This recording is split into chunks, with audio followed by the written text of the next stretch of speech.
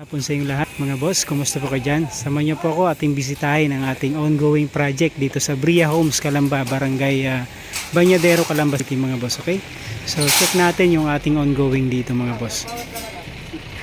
So yun, bali binaklas yung dalawang pintuan mga boss, okay? Yung main door, tsaka yung exit door. Actually may nakakabit na ditong pinto sa may exit door. Kaso nga lang ay pinabaklas papalitan, okay? So yung main door naman ganun din. So ito yung pinakansya sa lahat mga boss, talagang matrabaho. So tiyagaan lang talaga. So ito po papalitan natin ng solid panel door. Ganun din dito sa may exit sa may kusina, solid panel door din. So dati nakakabit dito mga boss yung metal door. So okay. So ngayon papalitan ng wood. So ito yung hamba niya. So baklas lahat mga boss. So kaya matrabaho talaga, gawa ng pagkabaklas, ikakabit tapos magpipintura tayo niyan, plastering. Okay?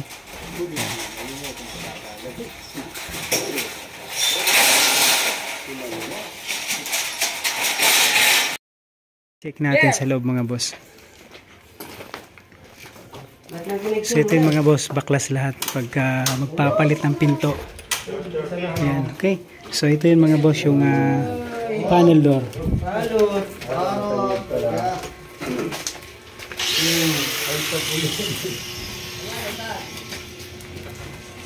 Yung kusina, yung kitchen countertop, nabuhusan na rin mga boss. So ito na yung pwesto, okay? So nandito yung hugasan, tapos nandito naman yung lutuan. Okay? So meron na rin tayong nakaabang dyan para sa electrical. Ito naman para sa hood range. Okay? Tapos sa baba, ayan, meron din tayong abang para dun sa igniter. Tapos rice cooker, meron na rin tayo. Ito rin. Tapos sa ref, meron na rin tayo. Okay? Sa washing, maglalagay pa tayo dito ng outlet para sa washing.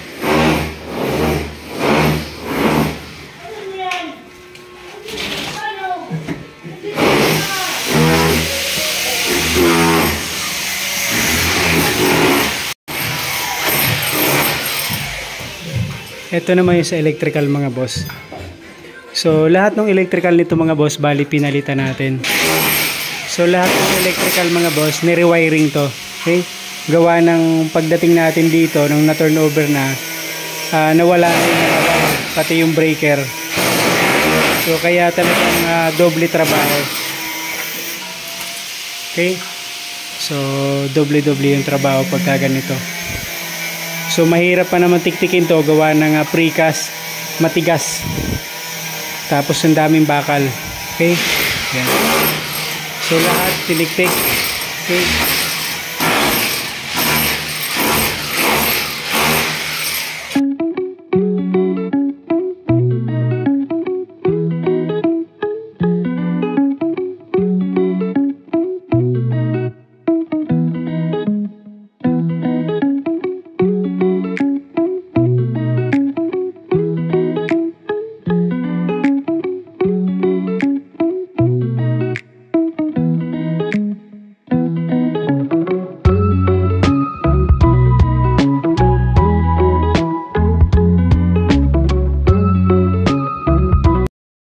So yun mga boss, ito yung ating ceiling dito sa taas mga boss. So nagbago yung plan ni client, so magiging PVC panel na to mga boss, okay?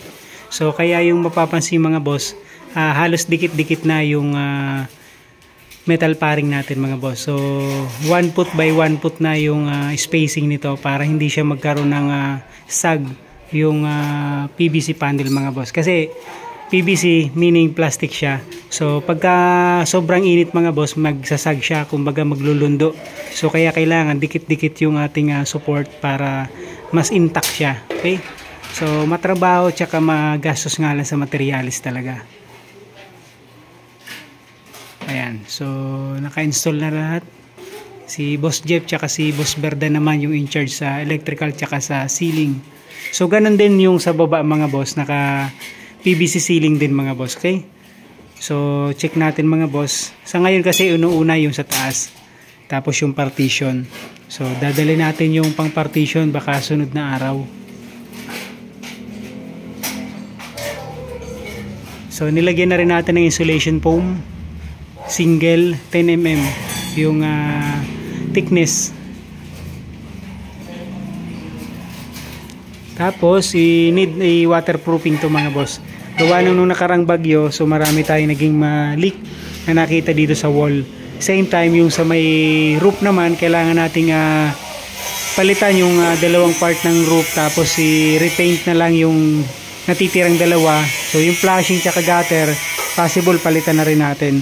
So we suggest na stainless na yung ipalit dito sa gutter.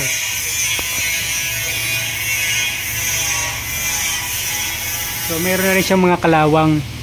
So kung mapapalitan to ng stainless, mas maganda.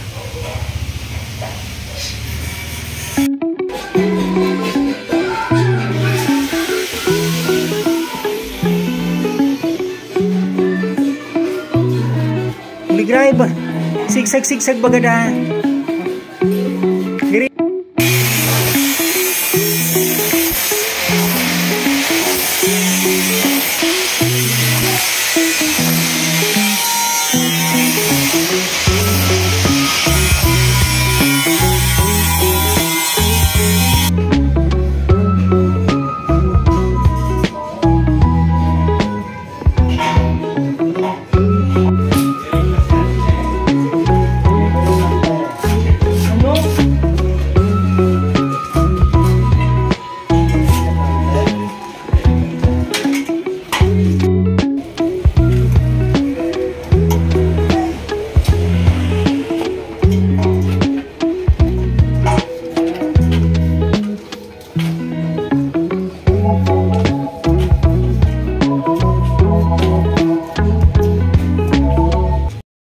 So yun mga boss, pinahukay na natin yung plumbing nito mga boss, okay, yung sanitary natin.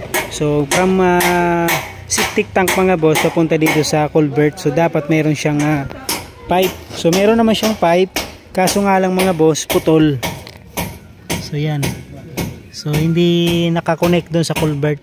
So ngayon ang magiging problema nito, magiging barato kalaunan pagdating ng siguro mga 3 to 5 months. Pag napuno na yung Poso Negro, sigurado barado na rin to. Okay, so hindi siya nakakonect doon. So wala siyang clean out. Okay, so ngayon pahukayan natin para maitap natin ng tama, right? So ito yung mga boss. Yan, meron naman siyang pipe.